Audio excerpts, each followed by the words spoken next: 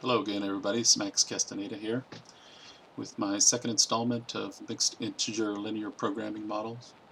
And this one I developed to substitute for coal, natural gas, and uh, oil facilities, electric generating facilities, substitute those with wind power and solar power to avoid using the cooling water.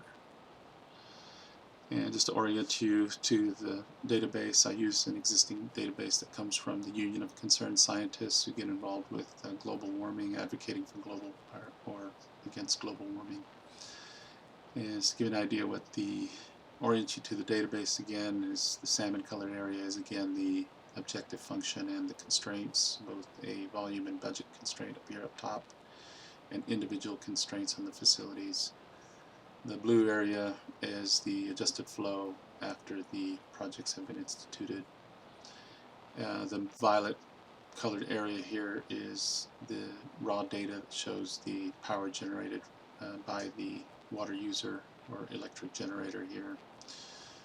The gold area is both the volume that we're trying to conserve, which is the volume that the facility had reported, or a calculated volume. In this case, it's an average. And the cost based on the a range of 34 cents to 69 cents per kilowatt hour using this reported kilowatt number that they reported they generate in megawatt hours, so there was conversion there. The maroon area here is the work that the model does is the selected projects, and the purple part here is the checks and verifications.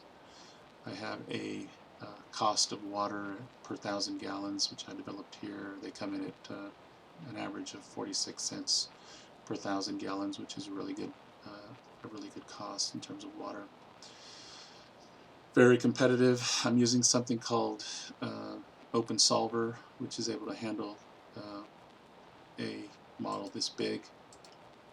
This is the auto model here shows the objective function cell, which is the sum product of the volumes and the project selected. The changing cells, the variable cells here are what will be changed in order to reach the objective or the volume and budget goal. And I have all these constraints, including one that these selection numbers have to be integers and they have to be less than or equal to 0 to avoid double counting. Very easy to set up and use OpenSolver. So I'll move this out of the way so that we can run something real quick. Let's change the volume here to 5 billion gallons per day. It's a lot of water, and a budget of 5 billion as well. You can see here this database is just a fraction of the database. It goes down to 860 locations all over the country. And this just shows 5 through 10 and then 847 through 860. But they're all included in the calculations. So let's get an answer for you. Move this out of the way. Click here. See down here that OpenSolver is setting up the problem. There are 1,712 variables. It's already solved. So there it is. You came in under budget and you met the goal. Certain projects didn't get selected because they were not cost effective, but a lot of projects did. That's it. And if you have any questions, let me know. The resolution is probably not going to be very good because this is a lot of information I'm trying to pack into somewhere where you can see it.